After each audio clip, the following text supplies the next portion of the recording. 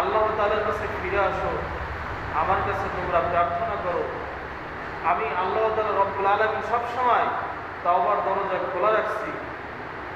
তোমরা আমার কাছে তওবা করো বান্দারা, আমি আল্লাহ তাআলা তোমাদেরকে ক্ষমা করে দেব। সুবহানাল্লাহ।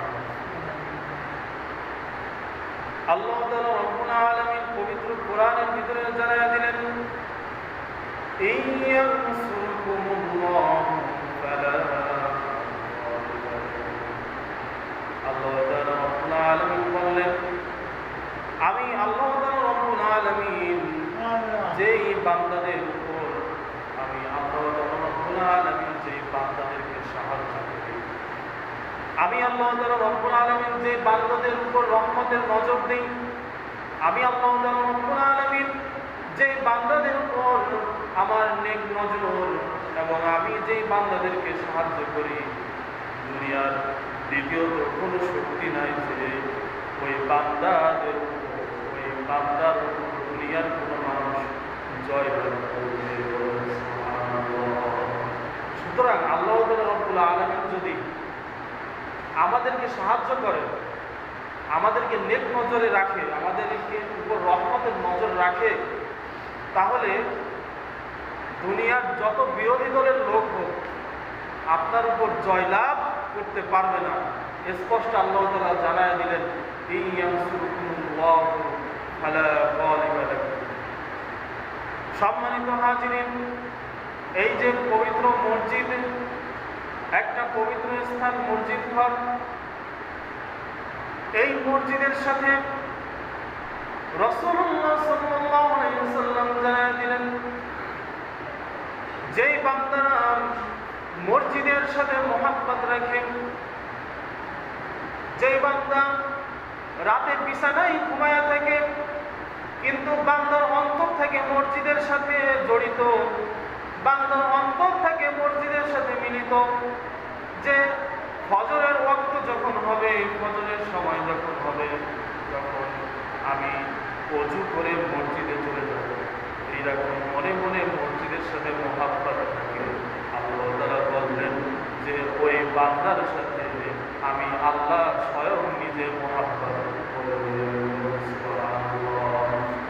আল্লাহ তাআলা রব্বুল আলামিন জানায়া দিলেন, যদি কোনো বান্দা যতদিন, যত সময়, যত মুহূর্ত, যত বছর, যত যুগ আমার এই মসজিদের সাথে মহব্বত রাখবেন, আমি আল্লাহ তাআলা রব্বুল আলামিন কথা দিলাম, আমি আল্লাহ তাআলা রব্বুল আলামিন নিজে ওই বান্দার সাথে মহব্বত রাখব। সুবহানাল্লাহ। আমি আল্লাহ তাআলা রব্বুল আলামিন ওই বান্দাদেরকে ধ্বংস হতে দিব না, যেই বান্দারা আমার মসজিদের সাথে মহব্বত রাখবে, ফজরের ওয়াক্ত চলে যায়, ফজরের নামাজ শেষ করার পর ওই বান্দা, মুমিন বান্দা, মুত্তাকি বান্দা আবার অপেক্ষা করে যে কখন জোহরের সময় হবে, আবার যখন জোহরের সময় হবে আমি জোহরের নামাজ আদায় করতে যাব, আবার জোহর থেকে ওই মুমিন বান্দা অপেক্ষা করে যে কখন আসরের সময় হবে, আমি আবার আসরের সময়। এইভাবে আসর থেকে মাগরিব, মাগরিব থেকে এশা, আবার এশা থেকে ফজর, এইভাবে করতে করতে যেই বান্দারা এইরকম মসজিদের সাথে মহব্বত রাখে, আমি আল্লাহ তাআলা রব্বুল আলামিন ওই বান্দাদের দায়িত্ব আমি নিজেই নিয়ে নিলাম। সুবহানাল্লাহ। ইয়ানসুরকুমুল্লাহু ফালা গালিবা লাকুম। আল্লাহ তাআলা রব্বুল আলামিন পবিত্র কোরআনের ভিতরে বলেন, আমি আল্লাহ তাআলা যাদেরকে সাহায্য করব, দুনিয়ার কোনো শক্তি নাই তার উপর জয় লাভ করবে। আবার আমি আল্লাহ তাআলা রব্বুল আলামিন যাকে সাহায্য করব না, আমি আল্লাহ যার উপর নেক নজর দিব না, রহমতের নজর দিব না, ওই বান্দা দুনিয়ার ভিতরে অপমানিত, লাঞ্ছিত এবং ওই বান্দা ধ্বংস হয়ে যাবে। সুতরাং সম্মানিত হাজিরিন, আল্লাহ তাআলা রব্বুল আলামিনের এই মসজিদের সাথে যদি আমরা মহব্বত রাখি, পাঁচ ওয়াক্ত নামাজের সাথে মহব্বত রাখি, নামাজের সময় হলে চলে আসবো, নামাজ আদায় করবো, এরকম প্রতিনিয়ত আমাদের মনের নিয়ত যদি এরকম থাকে, আল্লাহ তাআলা রব্বুল আলামিন প্রতিটা বান্দার মনের দিকে তাকায় থাকে, প্রতিটা বান্দার মনের দিকে তাকায় থাকে। আবার নামাজ নামাজ কিন্তু একটা জিকির, নামাজও কিন্তু আল্লাহকে স্মরণ করার মতো একটা স্থান, নামাজ কিন্তু আল্লাহকে স্মরণ করার মতো একটা সময়।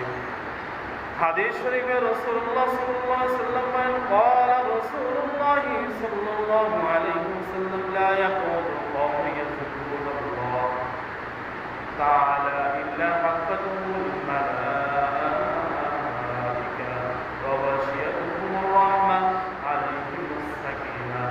যখন কোনো বান্দারা একটা দ্বীনের মজলিসে বসে, যখন কোনো বান্দারা জিকিরের মজলিসে বসে, একসাথে বসে জিকির করে, ওই বান্দার উপর আল্লাহ তাআলা আলাইহিমুস সাকিনাহ, আল্লাহ তাআলা রহমত বর্ষণ করে। সুবহানাল্লাহ। ওয়া গাশিয়াতুহুমুর রাহমা, ওই বান্দাদের চতুর্দিক থেকে রহমতের ফেরেশতারা পরিবেষ্টন করে রাখে, চতুর্দিক থেকে রহমতের ফেরেশতারা ঘিরে ফেলে, চতুর্দিক থেকে রহমতের ফেরেশতারা ঘিরে ওই বান্দাদের মাগফিরত কামনা করে, মাগফিরতের জন্য দোয়া করে। সুতরাং সম্মানিত হাজিরিন, আমরা যখন একত্র হয়ে কয়েকজন বান্দা যখন আমরা একত্র হব, আমরা ফাহেসা কথাবার্তা না বলে, এই মুহররম মাসে ফাহেসা গীবত না করে, ফাহেসা একজনের নামে দুর্নাম না করে, ফাহেসা অহংকার না করে, হিংসা না করে, আমরা যখন একত্র হব, দোকানে বসি, বাজারে বসি, মসজিদে বসি, যেখানে বসি, বাড়িতে বসি, সব জায়গায় যেন আমাদের মুহূর্তগুলো থাকে কোরআন হাদিস এবং আল্লাহর জিকির আজকারের বিষয়ে কথা আলোচনা। ذلك الدين القيم فلا تظلموا فيهن أنفسكم وقاتلوا المشركين كافة كما يقاتلونكم كافة। আল্লাহ রাব্বুল আলামিন বললেন, এই মাসগুলোতে তোমাদের নফসের উপর তোমরা জুলুম করো না, তোমরা একজন একজনের উপরেও অত্যাচার করো না, তোমরা কেউ কারোর সাথে হিংসা করো না, কেউ কারোর উপর অহংকার করো না, তোমরা কেউ কাউকে নিয়ে গীবত করো না, কেউ কাউকে নিয়ে সমালোচনা করো না। তোমরা এই মাসগুলোতে আমি আল্লাহর কাছে তওবা করো, আর বান্দারা তওবা করে তোমরা আমার রাস্তায় ফিরে আসো।